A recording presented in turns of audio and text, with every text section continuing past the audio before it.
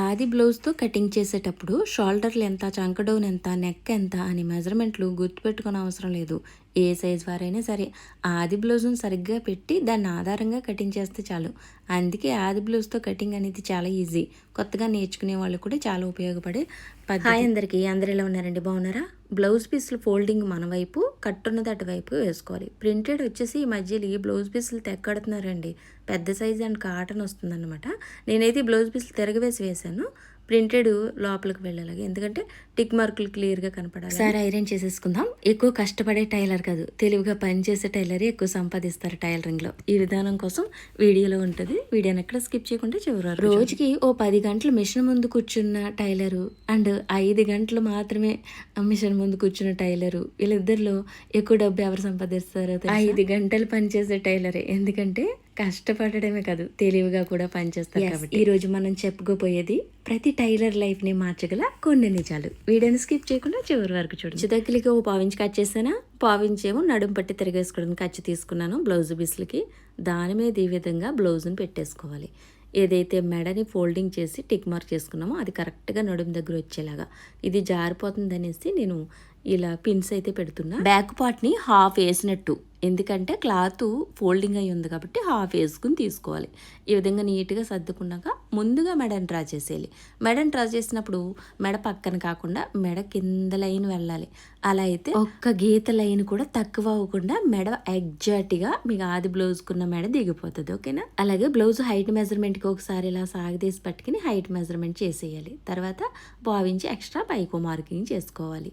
Blouse కుదించబడుతుంది కాబట్టి లాగే height measurement చేసుకోవాలి. బ్లౌజ్ తిరిగి వేసి ఉన్నప్పుడు లాగేమనుకుంటే ఎక్కువ సాగుతుంది, కానీ ఈ పైకి ఉన్నప్పుడు బ్లౌజు సాగదు. అండ్ కుట్టు దగ్గర మార్కింగ్, అవతలకి పావించి మార్కింగ్ చేసుకోవాలి. ఇది షోల్డర్ మార్కింగ్. ఓకేనా? ఇదిగోండి, ఇక్కడైతే సంక ఎత్తు, బ్లౌజ్ సంక ఎత్తుకో మార్కింగ్, పావించు పైకి మార్కింగ్ చేసుకోవాలి. కిందకో లైన్ డ్రా చేసేస్తే బ్లౌజ్ ఎంత వెడల్పు ఉందో అంతా వచ్చినట్టే. 2 ఇంచులు ఎక్స్ట్రా పెట్టుకుంటే మనకి బిగువైన ఇప్పుకోవడానికి ఖర్చు అన్నట్టు. ఇలా నీట్గా డ్రా చేసేసుకున్నాక చంక ఆమ్ రౌండ్కి మాత్రం ఈ విధానం ఫాలో అవ్వండి, ఈజీగా ఉంటుంది మీకు. చంక ఆమ్ రౌండ్కి ఇదిగోండి కుట్టు పైన ఇలా మార్కర్ వెల్తో నీట్గా ఘాట్లు పెట్టేసుకోండి, కిందకి పడుతుంది. బ్లౌజ్కి ఏమీ అవ్వదు, మార్కర్ వెల్ టైలరింగ్లో ఉపయోగిస్తారు. చూడండి, కింద ఆన్మల్ పడుతుంది అంతే. చూడండి, మీకు కనిపించలేదు కానీ నాకైతే క్లియర్గా కనిపిస్తుంది. ఈ విధంగా డ్రా చేసేసుకోండి ఆ గుర్తు పైనే. ఇలా చేస్తే మీకు చాలా క్లియర్గా చంక ఆమ్ రౌండ్ వస్తుంది కాబట్టి బ్లౌజ్ చక్కగా ఫిట్ అవుతుంది. చంకలో ముడతలు, చంక టైట్ పెట్టేయడం ఇలాంటి చాలా మంది ఇసుకుపోయి ఉంటారు, అవి కొంచెం తగ్గుతాయి. అండ్ అలాగే టేప్తో మెజర్మెంట్ ఒకసారి చెక్ చేసుకుని ఆమ్ రౌండ్ మీరు గీసింది కూడా కరెక్ట్గా వచ్చింది ఒకసారి చెక్ చేసుకోండి. నాకైతే కరెక్ట్గానే వచ్చింది. ఎప్పుడైనా ఒక గీత 2 గీతలు తక్కువ ఎక్కువ వచ్చేది, ఇప్పుడు అస్సలు రాలేదు, కరెక్ట్గా సరే. చాలా మంది ఉదయం నుంచి సాయంత్రం వరకు మిషన్ కుడుతూనే ఉంటారు, కానీ రోజు చివరిలో ఎంత సంపాదించమో అసలు లెక్కే చూసుకోరు. గుర్తించుకోండి, టైం కూడా ఒక పెట్టుబడి. ఒక బ్లౌజ్కి 5 గంటలు తీసుకుంటే అదే బ్లౌజ్కి 2 గంటల్లో క్వాలిటీ తగ్గకుండా కుట్టడం నేర్చుకుంటే మీ ఆదాయం రెట్టింపు అవునట్టే కదా. మెడ దగ్గర కూడా ఒక 1/2 ఇంచ్ ఎదరికి మార్కింగ్ చేసుకుని కట్ చేసుకోవాలి. ఖర్చు అన్నట్టు, ఖర్చులు మర్చిపోవద్దు. గడియారం తిరుగుతూనే ఉంటుందండి, కానీ మీ లైఫ్ని ముందుకు నడిపేది మాత్రం మీ ప్లానింగే. తక్కువ రేటుకే పని చేయొద్దు, కస్టమర్ పోతారేమో అని తక్కువ రేటుకే పని చేయకండి. మీ కష్టానికి మీరు విలువ ఇవ్వకపోతే ఇంకెవరిస్తారు చెప్పండి. తక్కువ రేటుతో ఎక్కువ పని చేయడం కంటే సరైన రేటుతో మంచి పని చేయడమే మంచిది కదా.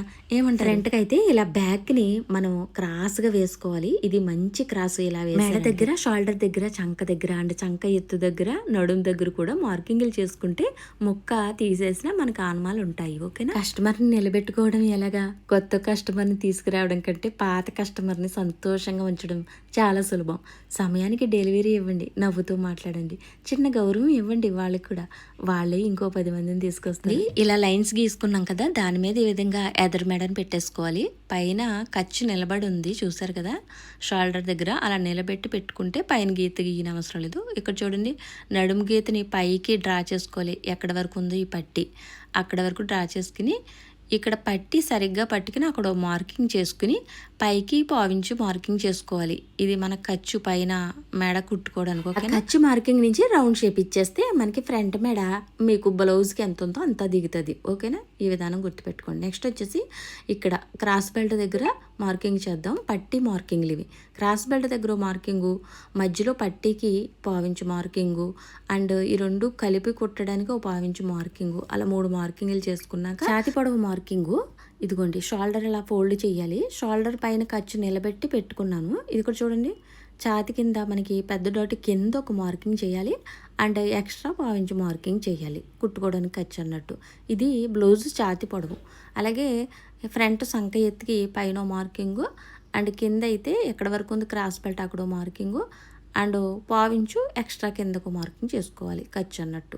ఖర్చులు మర్చిపోకూడదు. ఈ లైన్లు కలిపేస్తే మనకి షేప్ వచ్చేస్తుంది నీట్గా క్రాస్ షేప్. అసలు లైను ఖర్చు లైను. అలాగే చంకలో ఓ పావించు ముక్క తీసేస్తే ముడతలు రాకుండా ఉంటాయి. మిడిల్లో తీయాలి ఇలాగా. ఓకేనా, అటు ఇటు కలిపేయాలి. కొత్త డిజైన్లు నేర్చుకోవాలండి టైలరింగ్లో. పాత డిజైన్లతోటే ఆగిపోతే సంపాదన కూడా అక్కడే ఆగిపోతుంది. ప్రతి నెల ఒక కొత్త డిజైన్ నేర్చుకోండి. నేర్చుకునే టైలర్ ఎప్పుడూ వెనకబడ్డాడు. ఈ విషయం గుర్తుపెట్టుకోండి. చాలామంది టైలర్లకి నడుము నొప్పి, మెడ నొప్పి, కళ్ళు సమస్యలు వస్తూ ఉంటాయి. రోజంతా పని చేయండి, కానీ ప్రతి గంటకి 5 నిమిషాలు లేచి నడవండి. ఆరోగ్యం బాగుంటేనే కదా సంపాదన కొనసాగించగలుగుతాం. ఏమంటే రోజులో వచ్చిన మొత్తం డబ్బులో మొత్తం ఖర్చు చేయకుండా రోజుకి 100 అయినా పక్కన పెట్టండి. మిషన్ రిపేర్కైనా, కొత్తది కొనాలన్నా అప్పులు చేయవలసిన అవసరం. ప్రతి టైలర్ కూడా సోషల్ మీడియాను ఉపయోగించండి. ఈ రోజుల్లో మంచి టైలర్ అంటే మిషన్ దగ్గర మాత్రమే కాదండి, మొబైల్లో కూడా కనిపించాలి. మీరు కుట్టిన డ్రెస్సులు వీడియోలు పెట్టండి. మీ పనిని ప్రపంచం చూసేలా చేయండి. టైలర్ అంటే బట్టలు మాత్రమే కుట్టరు, ఎన్నో కుటుంబాల సంతోషాలను కూడా కుడతారు. పండగలప్పుడు పిల్లలకి మంచి ఫ్రాకులు కుట్టండి. వాళ్ళు ఎంత ఆనందంగా ఉంటారు. ఒక పెళ్లి కూతురు అద్దంలో తనను తాను చూసి ఆనందపడుతుందంటే ఆ ఆనందంలో కూడా ఒక టైలర్ శ్రమ ఉంటుందండి. అందుకే మన వృత్తి ఎప్పుడు చిన్న చూపు చూసేదే కాదు. ఒక అమ్మాయి కామెంట్ చేసింది, నాకు టైలరింగ్ మిషన్ అంటే ఇష్టం ఉండదు, ఎందుకంటే సినిమాల్లో చూసి టైలరింగ్ చేసేవాళ్ళు పేదవాళ్ళ కింద చూపిస్తారనేసి. కానీ టైలరింగ్ చేసేవాళ్ళు గొప్ప కళాకారులండి. మిషన్ శబ్దం వినిపిస్తే అది కేవలం దారం శబ్దమే కాదు, మన కుటుంబ భవిష్యత్తుని రాస్తున్న శబ్దం కూడా. ఈ రోజుల్లో చిన్న షాప్ ఉండొచ్చు, రేపు బోటిక్ ఉండొచ్చు, ఒకరోజు మీ దగ్గర 10 మంది పనిచేసే రోజు కూడా. ఒక్క మాట మాత్రం గుర్తుపెట్టుకోండి, కష్టపడండి, దానికంటే ఎక్కువగా తెలివిగా పనిచేయండి. చిన్న సూదితోనే భవిష్యత్తుని కుట్టే శక్తి ఒక టైలర్ చేతిలోనే ఉంటుందని గుర్తుపెట్టుకోండి. ఈ వీడియోలో ఒక్క మాట అయినా మీకు ఉపయోగపడితే మరింత మందికి షేర్ చేయండి. మనందరం కలిసి ఎదిగితే మన టైలర్ల వృత్తికి గౌరవం వస్తుంది. ఏమంటారు? అండ్ కటింగ్ కూడా అయిపోయింది. And cross belt cutting last and ఫైనల్గా తీస్తాను నేను 1 by 1. ముందు బ్యాక్ తీస్తాను, తర్వాత ఫ్రంట్ తీస్తాను, తర్వాత హ్యాండ్స్ తీస్తాను, తర్వాత ఈ క్రాస్ బెల్ట్ తీస్తాను. ఈ విధంగా ఉంటుంది నా కటింగ్. చాలామంది ముందు బ్యాక్ తీసి అండ్ హ్యాండ్స్ తీసి తర్వాత లాస్ట్లో ఫ్రంట్ తీస్తారు. మీరు ఏ విధానంలో కటింగ్ చేస్తారు, మీకు ఎలా అలవాటో కామెంట్ చేయండి. ఇక్కడ నేను మార్కర్ వెళ్ళు నీట్గా ఇలా రుద్దని చూసారా, అవి షేపులు నీట్గా వస్తాయి అన్నట్టు. మీకు షేప్ తీయడం కష్టంగా ఉన్నప్పుడు ఇలా మార్కర్ వెల్తో ట్రై చేయండి. మరి ఈ రోజు వీడియో అయితే ఇదండి. మరో మంచి వీడియోతో మళ్ళీ కలుద్దాం. ఉంటానండి, బాయ్.